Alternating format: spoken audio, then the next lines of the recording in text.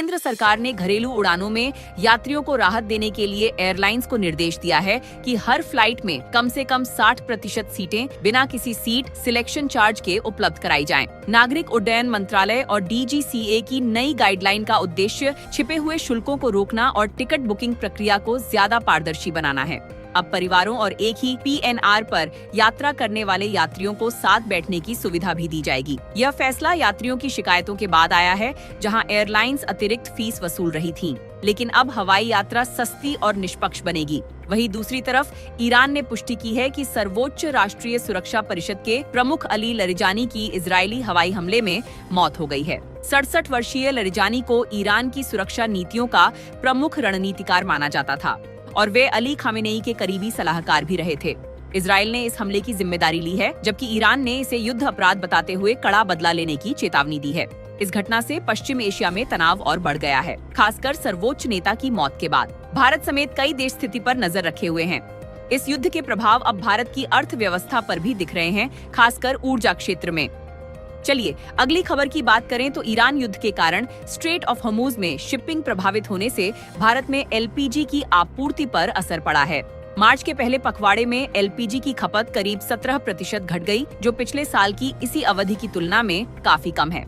भारत अपनी जरूरत का करीब 60% LPG मध्य पूर्व से आयात करता है। सरकार ने वैकल्पिक स्रोतों से सप्लाई बढ़ाने और PNG नेटवर्क विस्तार के प्रयास तेज किए हैं। वहीं दूसरी तरफ राष्ट्रीय जांच एजेंसी NIA ने एक बड़े एंटी इंडिया आतंकी साजिश को नाकाम करते हुए एक अमेरिकी नागरिक मैथ्यू वैन डाइक और 6 यूक्रेनी नागरिकों को गिरफ्तार किया है। आरोप है कि ये लोग मिजोरम के रास्ते म्यांमार में घुसकर वहां प्रतिबंधित समूहों और जातीय उग्रवादी संगठनों को ड्रोन युद्ध और हथियारों का प्रशिक्षण दे रहे थे, जो भारत विरोधी गतिविधियों में शामिल थे।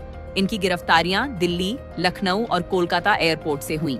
सभी आरोपियों को UAPA के तहत 11 दिन की NIA रिमांड पर भेजा गया है। इसके अलावा इसरो के स्वदेशी नेविगेशन सिस्टम नेविक को बड़ा झटका लगा है। IRNSS एक F सैटेलाइट पर लगा अंतिम एटॉमिक क्लॉक 13 मार्च 2026 को फेल हो गया।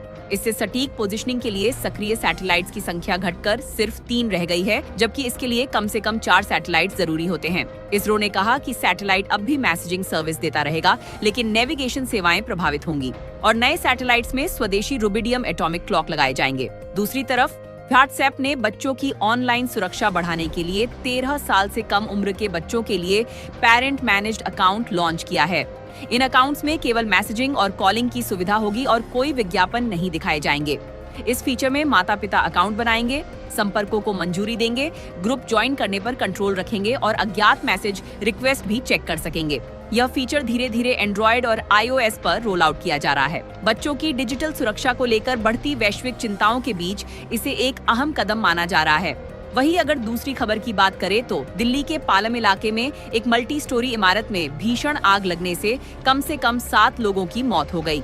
सूचना मिलते ही 10 से ज्यादा दमकल गाड़ियां मौके पर पहुंची, लेकिन आग तेजी से फैल गई। प्रारंभिक जांच में शॉर्ट सर्किट या गैस लीक को संभावित कारण माना जा रहा है। कई लोग जान बचाने के लिए इमारत से कूदने की कोशिश में घायल हो गए। पुलिस और फायर विभाग ने राहत और बचाव कार्य शुरू कर दिया है। स्थानीय प्रशासन ने मृतकों के परिवारों के लिए मुआवजे का ऐलान किया है और घटना की जांच के आदेश दिए हैं। और अंत में अमेरिकी प्रशासन में बड़ा इस्तीफा।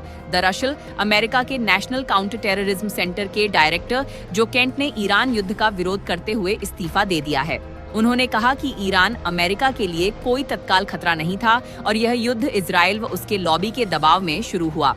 ट्रंप के करीबी माने जाने वाले केंट ने इसे अमेरिका फर्स्ट नीति के खिलाफ बताया। ये ट्रंप प्रशासन में ईरान युद्ध पर पहला बड़ा इस्तीफा है। तो ये थी आज की कुछ मुख्य और बड़ी खबरें। अगर आपको हमारी ये खबरें अच्छी लगी हो तो हमारे चैनल को लाइक, शेयर एंड सब्सक्राइब करना ना भूलें।